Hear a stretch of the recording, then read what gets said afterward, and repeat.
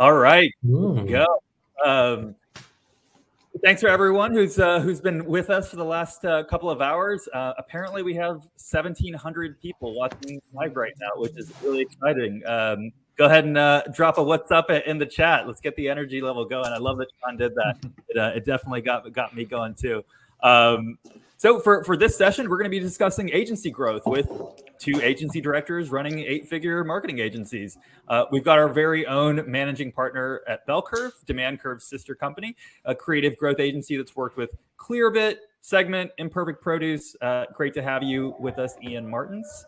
And we have the co-founder and CTO at Pearmill. It's a performance marketing agency, worked with the likes of Webflow, Sonder, Recess. Thanks so much for joining us, Nima Gardideh. Thanks for having me. Yeah, let's dive right in. I'd love to hear from both of you on this topic, but let's start with Nima here. On the surface, agency work seems like a highly commoditized product. How do you think about differentiation to stand out amongst thousands of marketing agencies out there? Starting with the hard questions right away, huh? Yeah, right into it. Just queuing you up with a softball. Yeah. So, I think agencies essentially have really, what are these businesses? They're essentially two things. One is you have like talent arbitrage, where you're finding really good people, maybe working with them and sort of helping companies grow. And that's sort of like most agencies. I think what they're doing is they're finding very good talent. So you're hiring them for the expertise, the knowledge they have in a specific area, things like that. And the second thing is you may be hiring them for their process, because maybe they figured something out at the process where they've consistently succeeded for quite a few brands, and you're buying into that idea of like, okay, they figured something out over time where they've built a culture around training people or thinking about growth in general. That's working. And we basically sort of pull on both of those levers, right? But the third one, and this is sort of our personal view, is there's software that can come into play. So we have quite a lot of that. We have like 3 separate apps that do different things. We have automation, we have analytics infrastructure, we have things like that. So that's kind of also the third way we differentiate, right? So, we have the best talent in the world. We hire them from all around the world, quite literally. We have an incredible process, and we're super process driven. In fact, when you speak to us, I sell the process. I don't even talk about the people. And the last thing is we have software, right? So I think that's kind of the way we've been thinking about it. Even then, though, we are not competitive in quite a lot of different markets and different areas. So for us, like, we're very competitive in marketplaces and B2B, because that's where our software thrives. And we're also sort of like decent at DTC, because we have a lot of creative talent around the world. But there's quite a lot of areas where I can tell you immediately we would not do well in, right? Like enterprise SaaS is one of them. Not a good company for that. So that's kind of how we've been thinking about it. I don't know even how you've thought about this so far, but this is sort of like the bane of my existence. So I totally, I'm sure you've thought a lot about it. Yeah, absolutely. I think, in the commoditization of agencies, there's a lot of things that have led to that. The way that I've tried to approach it is to come to the market with a unique perspective, right? And so although you can go to a lot of different shops who specialize in different things and what have you, I think that there's a perspective that each brings to the table, a way that they do their work, a methodology, a way they see the world, right? And so for Bell Curve, one of the things that we're really focused on is bringing the worlds of brand marketing and performance marketing together, right? So we saw a big gap in the market with that specifically, and we formulated our POV and our approach around that. And so I think to not be commoditized, you need to be speaking to clients and telling them a story that they're not just hearing from everybody, right? I remember the last agency I built, Abacus, we were very early in on like paid acquisition on Facebook and Instagram. And so when we went to market, we specialized in acquiring customers on these 2 channels. We only touch these 2 channels. So we're hyper specialized in this, and we can help accelerate your business. And, this was maybe 2015, 2016. So it was somewhat novel, not entirely novel. And we were talking about experimentation and creative testing and all these sorts of things that eventually, the market caught up a couple of years later. And then we were just kind of saying the same thing as everybody else. And so so we had to adapt that narrative, adapt that POV, adapt that story. And, we ended up developing a whole kind of creative offering and creative department and a unique approach to developing creative in order to continue to stand out. So I think, in addition to the framework that Nima talked about, which I definitely align to, I think having a unique perspective on how you see the world and how you approach the work that you're doing is super important. Got it. Yeah. So Nima, really, it's about people, product, and just nailing your niche. And Ian, to your point, having that unique perspective, that POV, and around like where brand and performance meet, super useful. Ian, what would you say is the difference between running and growing a brand new agency, $1 million agency, a $10 million agency? Like, what are sort of the things to pay attention to at those different stages that may differ from one another? Well, I think if you start at the beginning of like starting an agency, I think you have to think about, why are you going to be successful building an agency, right? And what I've seen, and I work with a lot of different agency founders, what I've seen is typically there's some sort of competency there, right? So either you're a creative director and you want to go off on your own, you're really brilliant at buying media, and so you want to kind of go off on your own and do your own thing. I think the biggest hurdle at that point is really shifting from being a freelancer into being an agency. And as long as you are intimately attached to delivering all of the work, I find that I've observed that there's been a lot of struggles for folks to stop being a freelancer who has some help and actually becoming an agency. And part of that is because, frankly, the business of building an agency is very different than the business of being a creative, let's say, right? And so it's like being a creative director, awesome, that's great. And you might attract people who want to work with you. But building an agency around yourself is an entirely different discipline, right? You're in the world of sales, you're in the world of operations, you're in the world of HR and hiring and recruiting talent and all that sort of stuff. So it's a totally different discipline. And so I think initially it's that making that jump to, I am an agency builder now, I am not a creative director really anymore. I can still weigh in and teach people how to do what I do and still be attached to the work in some capacity, but you need to kind of pull yourself away from that or find partners who are going to build the agency around you, which is another approach that you can take, right? So that's one of the big things. Another gap that I see particularly early on is like, how do you drive sales? There's this roller coaster ride that I've observed a lot of earlier stage companies go through, where it's like we get a bunch of work, then we get so busy doing all of the work, we stop selling, then clients go, and then we have, kind of a gap with no work, and then we start selling again, and then we get really busy, so we stop selling. So there isn't an always on approach to sales. And that can prevent you from being able to scale your agency, predict your revenue, and hire against that predicted kind of revenue growth, right? And so having an always on sales function, whether you do that, the way that we've kind of done it, which is, we have this wonderful company called Demand Curve, which publishes a bunch of content and courses and all that sort of stuff, which brings attention to the business. And then some people don't want to, do it themselves. They need some help. And we're the agency that can help do that. That community-led kind of growth is one approach to it.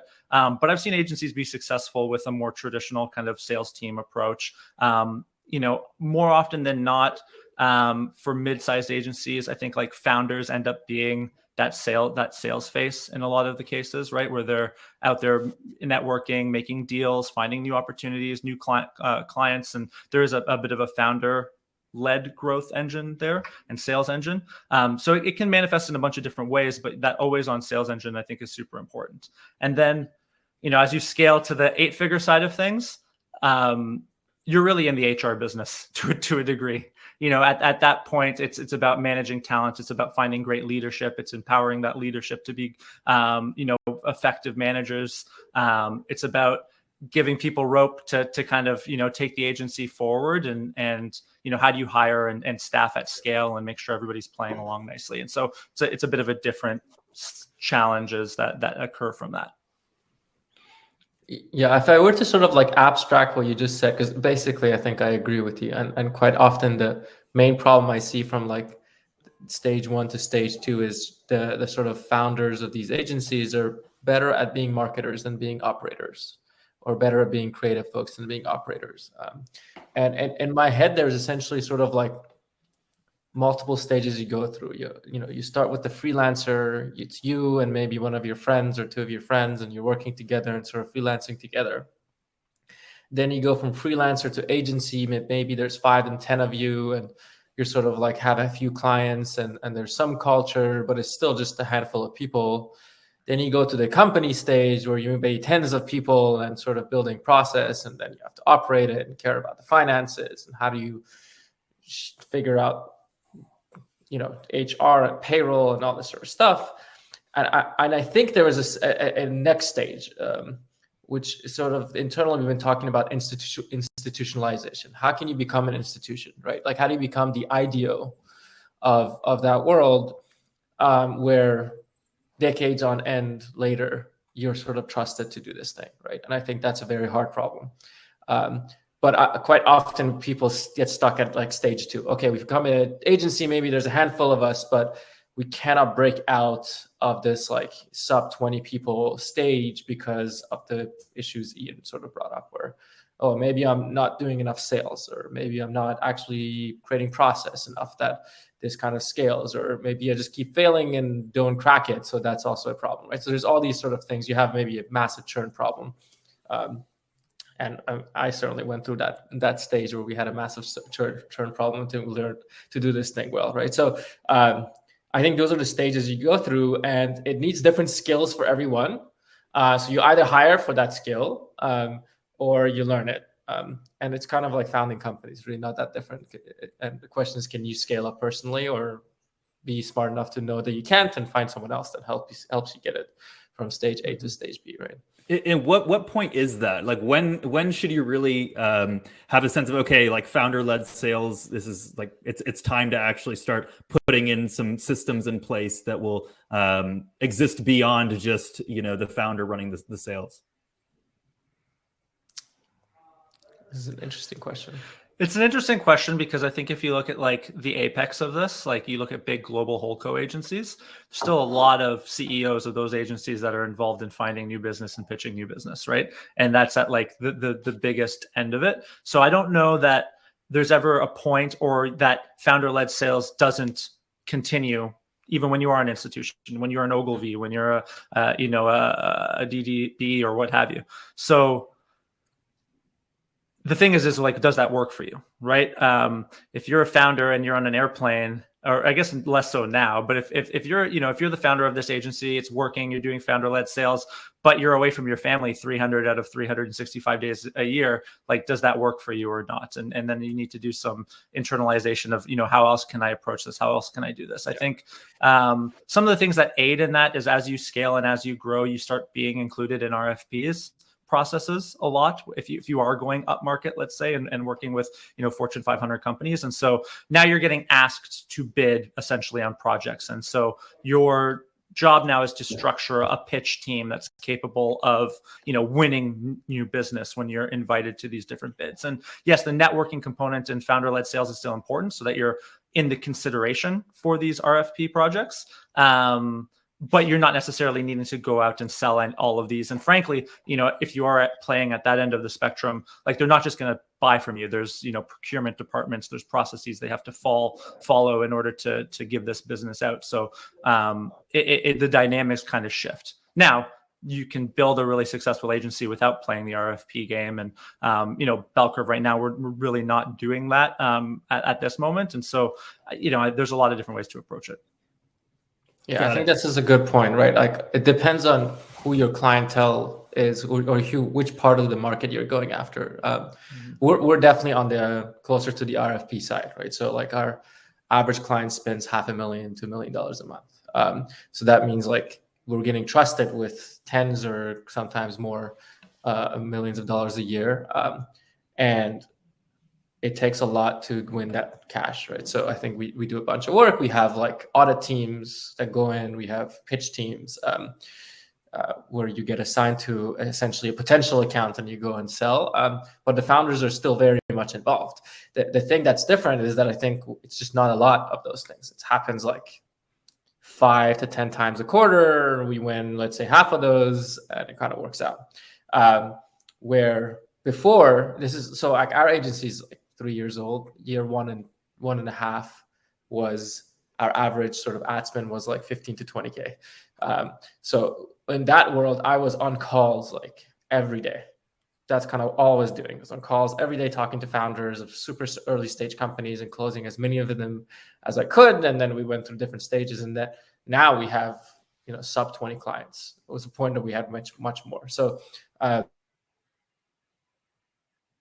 cut out, I think, for a second. But we moved sort of up market over time. And that was kind of the whole model that we had envisioned. It just took us a couple of years to get there. To add on to that as well, and this is perhaps one of the things that I learned and have gone through it with a lot of other agencies that I work with is I think one of the reasons why people have a hard time scaling from freelancer or like small agency into a company, let alone an institution, is they don't charge enough. The deals are too small. The churn is really high as a result of that, because just the profile of the people that are spending that kind of money, their $5,000 a month that they're spending is very precious to them. Where if you work with a Fortune 500 company, they might pay you $1 million, and it's like, yeah, okay, whatever. It's like it's a smaller line item, right? And so the moving from a world where you're servicing hundreds of clients at small rates to as Nima suggested, like sub 20 clients, I think that helps move up that kind of agency ladder over time. It's so much, honestly, it's easier this way, which is really funny, right? Like it's much much easier. You're all of a sudden better at growth because the companies that have made it that stage have product market fit. The product is good. So all you have to do is do a good job at marketing, and you're gonna nail it. Revenue is much more stable. You can do multi-year contracts because that's kind of what they want. They want to work with a team for long term because they're trusting them with tens of millions of dollars. But it just takes, you can't just go as a freelancer and say, hey, can you give me $30 million to spend for you this year, right? It's just not going to happen. So you do need some level of a company or an institution to sort of be considered for those types of budgets. So it's like a weird hard part, I'd say, that middle part of like, oh, we have so much work, but now we're trusted. So now we have to shift the company. That was probably the toughest part in the company so far. And Nima, sorry, go ahead, Ian.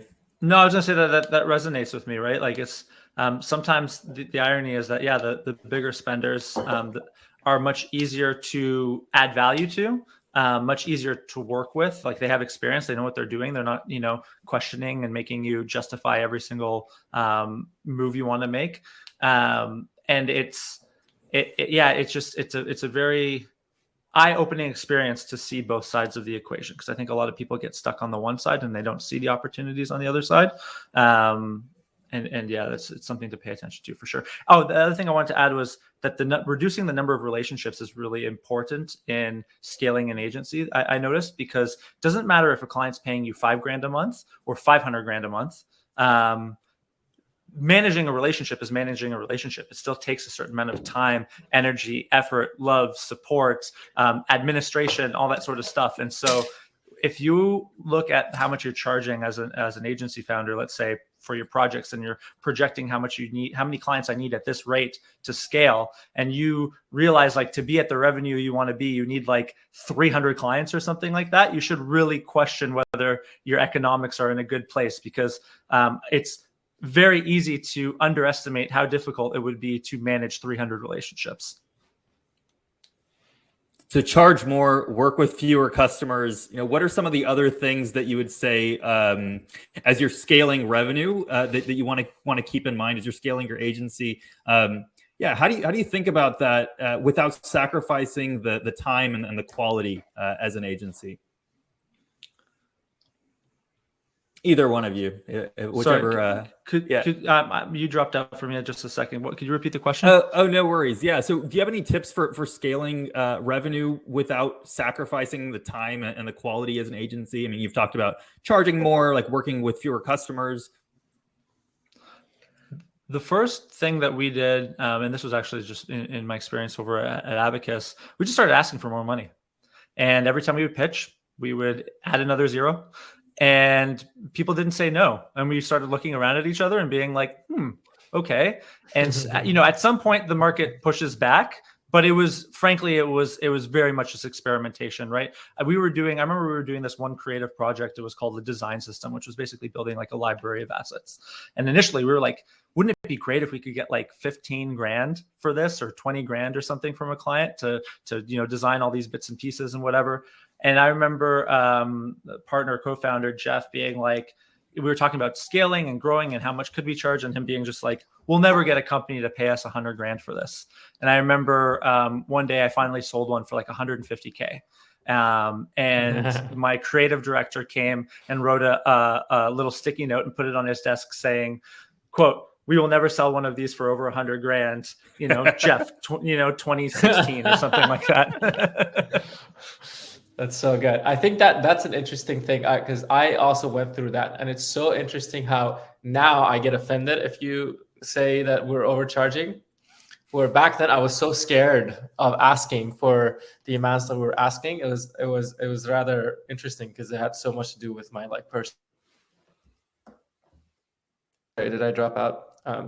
My personal worth. So I think that the part of asking more always is a good idea, I think. And for us, a lot more now is just having a conversation with the founders, the VPs, and saying like, does it really matter the extra 2 points that you're really fighting for? And some of them, they just believe that they have to squeeze you as much as they can. That's kind of the whole point. But what happens at a certain stage, and that's certainly true for us, is that you're not competing with our other clients in terms of how much money we can make. So we had only so many spots. So you have to decide if you squeezing us for extra couple $100,000 a year is worth it, where 6 months down the line, I have better opportunities and potentially bigger clients in front of me. And I'm going to decide, hey, actually, we're going to drop you because there's someone that's willing to pay us market price. So I make that very clear to people now when they're pitching, talking to us to work with us, because we've done that quite often. Some of them have heard of clients being sort of let go from our agency. But generally speaking, we don't want that to happen, obviously. But it does happen because it's the nature of our business, right? So there's a point where you have scarcity also, essentially, because your team is good, but there's only so many of them. So you can start enforcing that scarcity externally. Yeah, I really hear like knowing your worth and kind of being proud of what you're capable of, and putting a real value on that. That's fantastic. Ian, are there any bad recommendations that you hear about agency growth that you're like kind of roll your eyes at, and you're like, oh, that's not how one should go about it? I mean, I see a lot of like, I get hit with a lot of ads from like gurus on like build an agency overnight and get 6-figure clients or whatever, or anyone can build $1 million a year agency. And it's like, I think a lot of those forget the baseline assumption that you should probably be competent in something before you go and do that. Building an agency is it's challenging even when you're really good at what you're doing.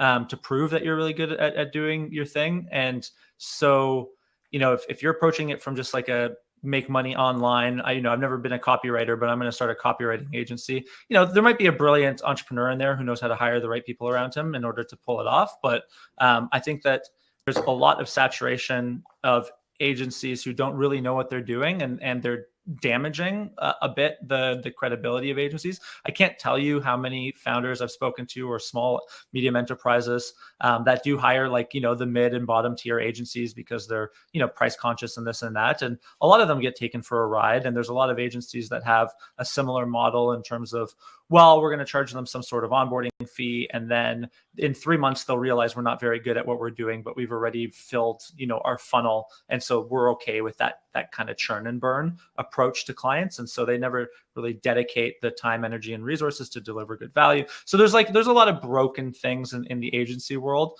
In terms of like a specific piece of advice, I think that I haven't heard enough bad advice to think about one piece that I would say this one thing gets told to agencies all the time. I think it's more of a lack of understanding how to operate and build an agency, right? Like the discipline of building an agency is different than being a marketer. And I don't think there's enough people talking about that. So I guess that would be the advice The bad advice is like, oh, you're good at copywriting, so you can build an agency. Oh, you're creative, so you can build an agency. It's like, well, there's a whole business and kind of mindset to build an agency that's different. Yeah, this is a good one, because I think basically you just need to be a master of your craft. If you're not good at what you do, it's just not going to happen. And then when you get to the second stage, this is actually where we got the worst advice, is when we got to the, hey, this is a company now. Let me call up all these CEOs of agencies that have been running it for a while and ask for advice. I ran into this problem that Ian was mentioning, where some of them are not good operators.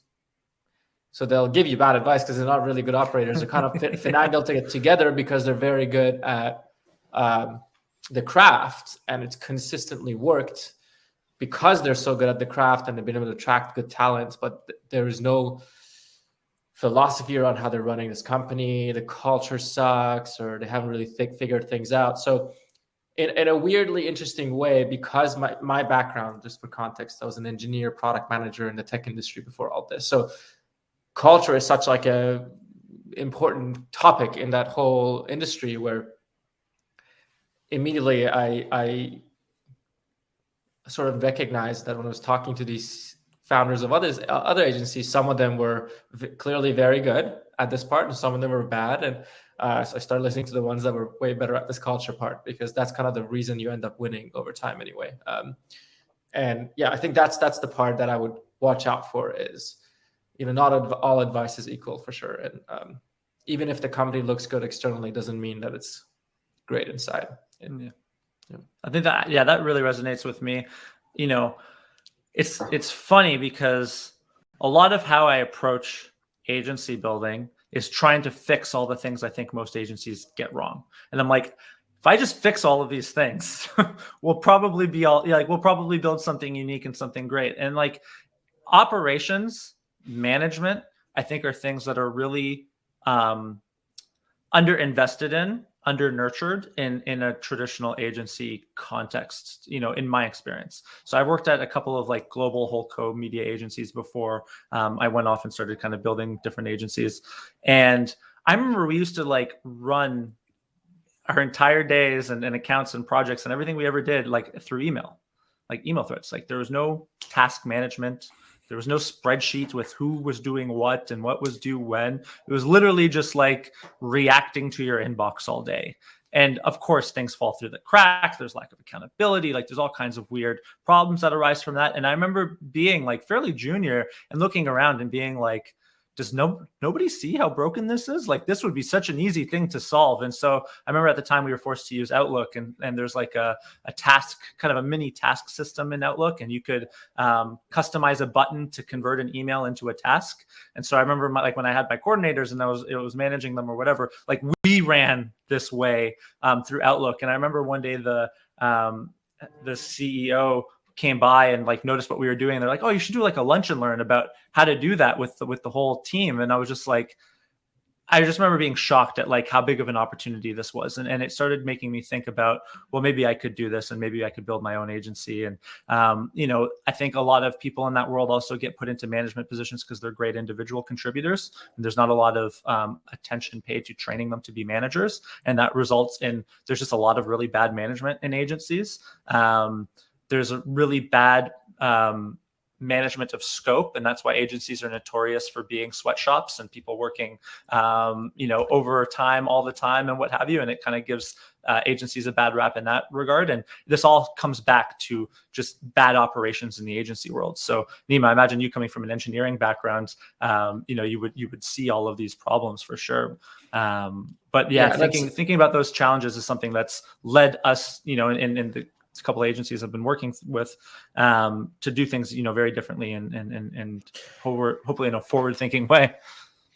It's interesting because what you mentioned around management is super very clear to us, I think, but probably in a lot of other companies, especially the older ones, it was harder to think about because you let's say you're in a creative agency and there's designers who are very good and they become art directors, and the art directors are managing designers now, even though they're maybe just really good craftspeople and not necessarily the best managers, but you want to promote them anyway. So, but this concept has been solved in engineering.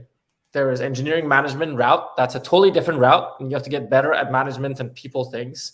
And then there is, hey, I want to be a staff engineer and be incredible at engineering, right? So this idea of like your craft and being very good at your craft and then being compensated for being extremely good at your craft versus being very good at managing people, and the separation of that is very clear to me. So we are also sort of experimenting with those, whereas maybe you just want to be incredible at your craft. You don't need to manage people. This is not what you want to be doing with your career.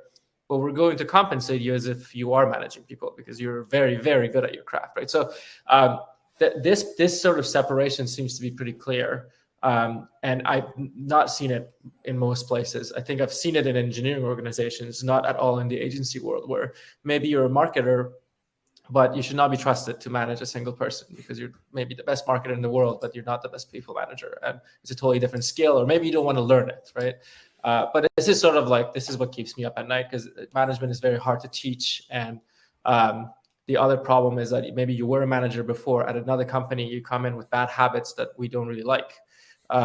Because management has so many different variations of it. So what we're doing now, we ask you to read some books, we ask you to take some classes, and we also ask every one of our managers to start meditating, for instance. There's all these like random things that we do try to control for that, but it's very hard, I'd say. And if we nailed that part, I think that's where we become an institution, because when you figure out how to build a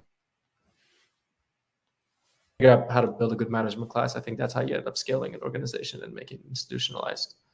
So Ian, what does a job well done look like for, manager? You're talking a lot about, the importance of being able to have those skills as you're scaling an agency. Like, what does that actually practically look like?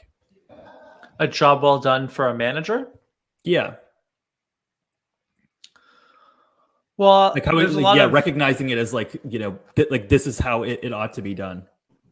Well, there's a lot of different schools of thought around management. I think that there's a lot of dimensions on which we could have this conversation, but I would say there's a few things that I think about, right? And it's like, number one, from a business level, it's like, are you able to achieve the outcomes that we're trying to achieve, right? And so in our world, it's, are you able to manage a team to deliver value to our clients, like measurable value in some way? And in order to do that and deliver those goals, there's a lot of other things that go into it, right? How well are you able to source, recruit, find, manage, keep engaged a team, right? What's the culture that you're creating within your team and contributing to the wider company? Are you able to keep people excited? Are you able to keep them motivated? Are you able to keep them learning so that they stay engaged? Are you able to promote them within the organization? There's a lot of different things that are more EQ oriented than quantitative oriented in the role of management. And I think, you hear a lot of talk about like being a servant leader, right? Like you're a leader, you're a manager, you're here to serve your team. And I think that if you do that, if you create the conditions in which people can thrive and do their craft, that is good management. And you see that from, materialize in more quantitative ways in terms of like employee retention, right? I think the average tenure for someone in an agency is like below 2 years, so it's like, how long is your team staying with you? Are people sticking around? That's a good indicator of a manager, right? There's this thing that people say all the time: people don't leave jobs, they leave bad managers, right? And so how do you look at that as a signal that someone's doing a good job managing? And it's like, if they're able to deliver the results that we need in the company, they foster a good culture, they keep the team engaged, like those are some of the signals of a good manager. Immediately, a question just shot up to the top. What books or resources would you say are good for someone who wants to train management? Yeah, I'm just gonna let me look at my my shelf here. This is probably one of the best management books. Put the Bible away. This is the Bible. If you read just one book, this is the one. I have it within arm's reach. I look at it all the time. So I think it's like backwards, but it's High Output Management by Andy Grove, who was the former chairman and CEO of Intel. Incredible read, very practical. It's not particularly philosophical. It's very like straight and to the point, a lot of no bullshit. I think there's a lot of noise in the world of management and management training and team building. And there's a lot of like fluff in there. I'd say this book is very light on fluff, if having any. I also have a lot of admiration of Peter Drucker. I have this other book right here, and it sits beside me, and it's the Daily Drucker. So he basically wrote a lot on management, and this book's got like 365 days, and every day I open up a page and there's some of his teachings in there. Those are probably two of the people that I've looked to for management training quite a bit. And then finally, I'll call this out. When I discovered OKRs, I think it was John Doerr or something. I came across, some of his content. And he used to work with Andy Grove. Google's got an incredible management training program for free online around implementation of OKRs. So how do you explain OKRs to your team? How do you implement them? So on and so forth. And I think it's like Think with Google or some part of that, or Rework with Google. There's like an actual program with training materials, decks, all that sort of stuff. I'd say that's another tool I reference people to all the time. Yeah, I mean, I will reiterate all of those. There's a couple I would add to it, and maybe this is sort of my approach, because my sort of like basis on why I think you can become a good manager is how self-aware you are and how good you are at reading other people. So I have a couple of things around that. One book is called 15 Commitments of Conscious Leadership. Huge fan of that one. Highly recommend it. By the founder of Whole Foods. There is a company called Koa, joinkoa.com, that does a leadership series that's based around emotional health. We actually ask every single one of our managers to take that series. It's an 8-week series, and it's a couple $100. Completely worth the time, I would say. High output management, obviously. And then the one that I like a lot, and we ask people to read it, is called Reinventing Organizations. And it's way more philosophical. It's more of a, hey, here's what's kind of happening in the world of management, how other companies are thinking about managing their people and the different approaches they have, like holacracy and all this sort of stuff.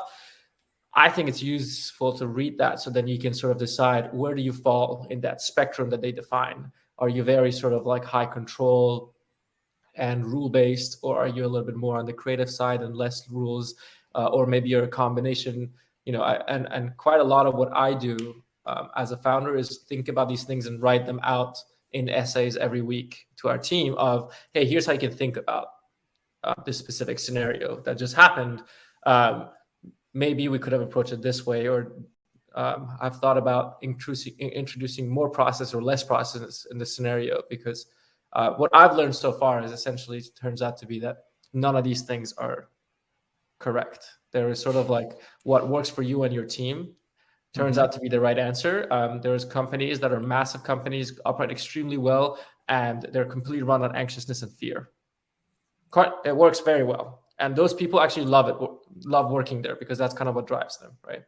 That is not what drives me. So our whole company is not around that. It's about caring about your craft, caring about you as a person, caring about your clients, caring about your work, right? So that's kind of the ethos for us, right? Doesn't work for everybody, right? But the point is, what is it for you as a founder that gets you going, and how are you going to filter for that same trait when you're hiring people? That's kind of how you end up creating a management culture to begin with. It's just the people you end up hiring and how they react and act with other people around them. In our last 15 minutes or so, well, let's go ahead and dive into some really tactical advice here. Now, if you were creating an agency from scratch today, how would you go about it? Like, what specific tactics would you use in the first 90 days of actually kicking that off without sort of the network that you currently have?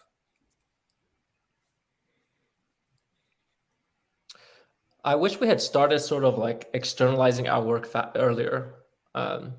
We have like a couple of pretty popular newsletters now, like tens of thousands of people are on them, around like creative production, landing page optimization, and growth. And they're sort of like not number one, but number two source of revenue for us. And we were actually the busiest we were when we started doing them. So I think we could have started those earlier when we were less busy and probably gotten a head start there.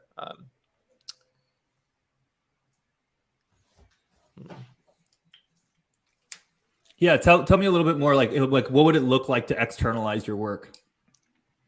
Yeah, so we have like we have 3 different things we do. So one is I have a podcast. So I go on these calls with marketers, and sort of we chat about growth. I'd say that's like a pretty big one, although we stopped it because we have too much growth this year. But I had it for a few months, and it was the source of like quite a lot of our biggest deals.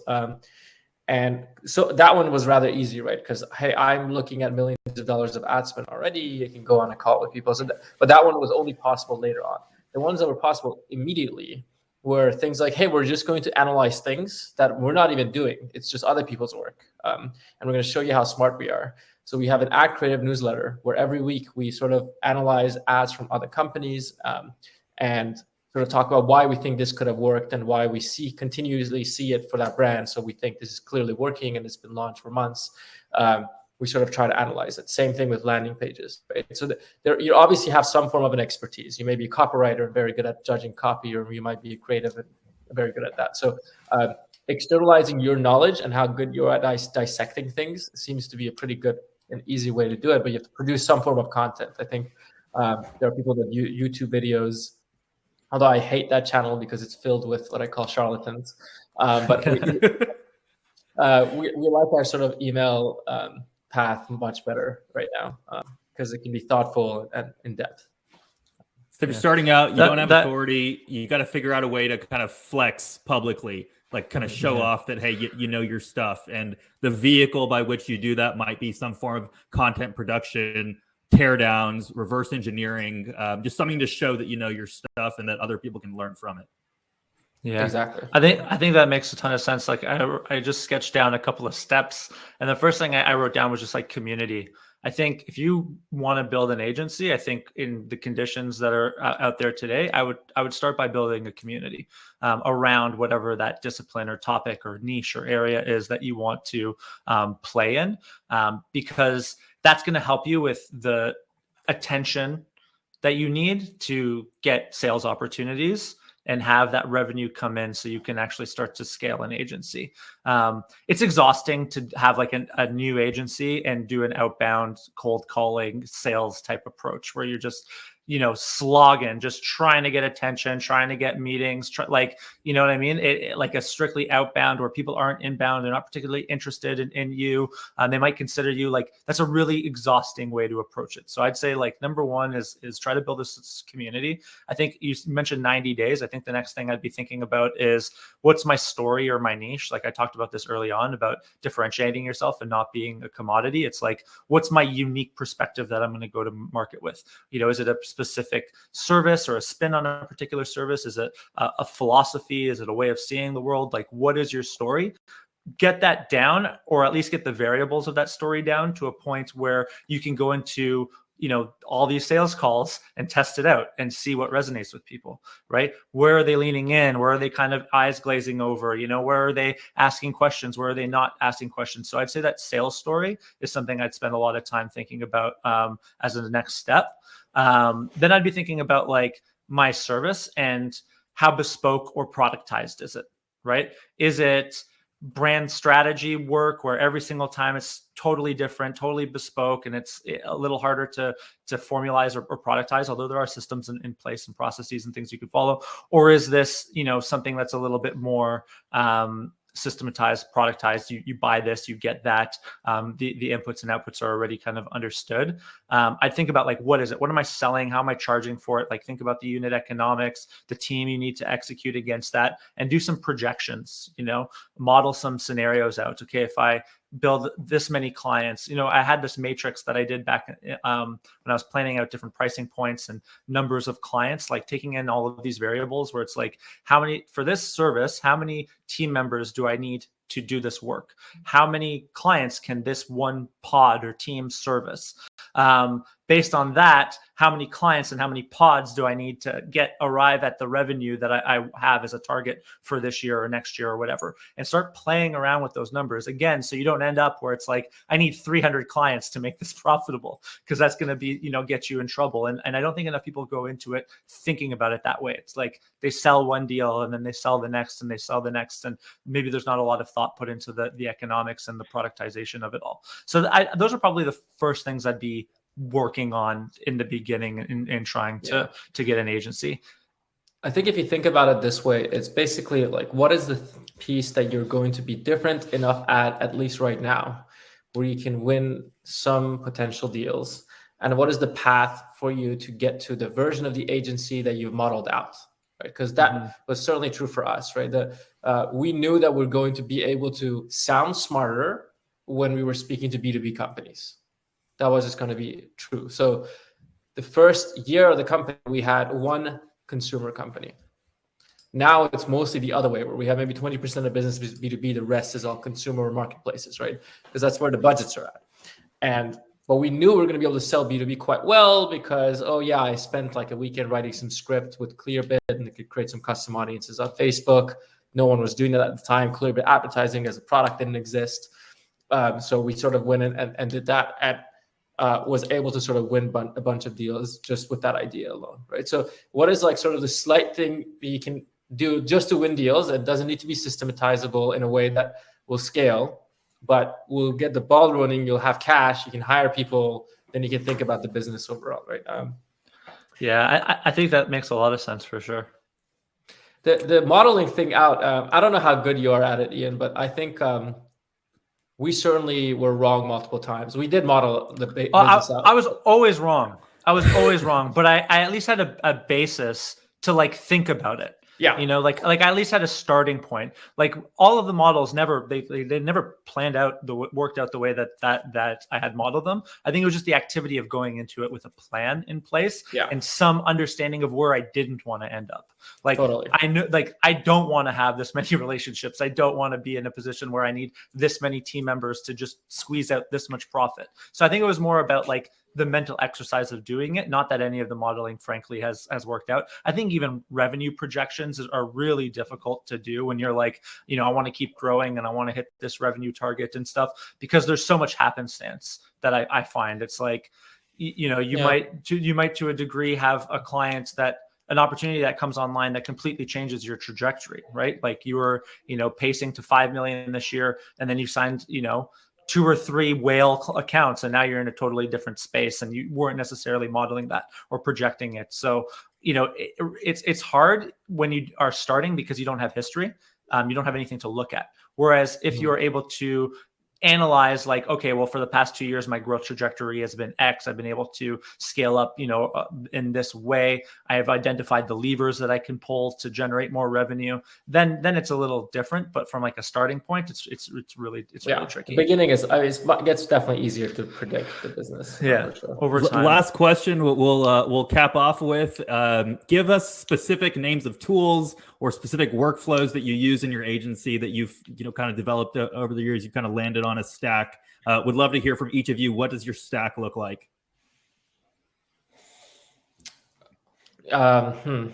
So we're pretty like software heavy, I guess. So I'll tell you about some of them. So we have some rules around the types of clients we accept. So all of our clients have to be on this stack, which is sort of like segment as the basis or something close to segment, where you have time series data structured in a database of some sort that we can access. And then we have tools like Fivetran and Funnel.io to ETL the data for us into the system. And then we have some software on top of that. But there's a tool called Kitchen.io that we use quite heavily. I highly recommend that for automation. In the ops side of the business, we're using ClickUp as sort of like the source of truth for experimentation and things like that. We're using Notion for documentation, and sort of like source of truth of process. And then Slack with Zoom. And we're a remote culture, so we have a bunch of remote tools like Donut and Kona and things like that. So that's kind of the software stack is quite, I guess, dense. We also use this new company called Superblocks. It's kind of a retool competitor. We're big fans of them. And sort of like we put together quite a apparatus. We put a bunch of internal tooling, where our creative team basically doesn't look at Facebook anymore, for instance. They look at our internal creative analytics tool. Mm-hmm. Yeah, we're not a particularly tool heavy. We're pretty agnostic. I'd say, frankly, we're more of a consultancy even than an agency in a lot of respects. And so we're agnostic on a lot of tools. The tools that we use are more internal collaboration. ClickUp is our platform, and that's where everything happens. And, there's often times where I'll see conversations happening on Slack and I'm like, this should probably live in ClickUp. So I try to direct everything to ClickUp as much as possible. We do have Slack. We do have Notion for more of like a wiki and documentation standpoint. But those are the tools that allow us to kind of do our thing on a day-to-day basis. And then, I did Ian, have a question sorry, go ahead. No, for Adil, because I see all these Q&A questions. Should we like rapid fire answer some of these in the next minute or two? We are tight on time, but go ahead. All right. Okay. That's what I was going to end with, is actually what's your setup, because I know we've seen that all throughout the chat today, is like, what is Ian's camera setup? I have a Fuji mirrorless camera, an X-T3. I got this like Amazon stand with a ring light and all that kind of stuff, and then I got this Shure microphone here right in front of me, just off camera. I'm on Zoom calls like all day, almost every day, so I figured I'd optimize it. Cool. Yeah, I think just in the interest of time, we'll call it quits right here. Thank you both for being so generous with your time today. This was super fun. Nima, go ahead and share what you're up to that people should know about, and how folks can get in touch. For sure. So I help run a company called Pearmill. We help companies scale. Our sort of limit is you have to be spending $500,000 a month for us to speak to you, but that's kind of this type of companies we work with are marketplaces, e-commerce companies that are at scale, or SaaS businesses that are sort of prosumer SaaS businesses. If you have marketplace dynamics, I'd say we are the best at that, because there's a lot of sort of automation there. If you want to sort of speak to me, you can find me on Twitter, Nima Gardideh, which is my last name. Or you can just reach out through Pearmill.com. I'm happy to, I'm the one that emails you back over there. So you can always go in there and say hello. We have a couple of newsletters on that site as well. So Pearmill.com is where you should be going. And Ian? You can hit us up on the forum at bellcurve.com. Me personally, I probably spend more time on LinkedIn these days than anywhere. So I'm like linkedin.com/Ian Martins. In terms of like Bell Curve and who we work with, I think we work at mostly startups at various stages, from funded seed stage to Series B, Series C, some enterprise. Again, we're more of a consultancy, so our model is more around coming in, auditing where your growth is, and making recommendations and building teams to execute against those recommendations. So we're pretty agnostic and full service in that regard. Awesome. Thank you both. Let's go ahead and show some love to Ian and Nima in the chat. This was a really fun session. We will be starting with some B2b growth tactics in just about 7 minutes. So I'll see you two backstage. Thank you both. Thank you.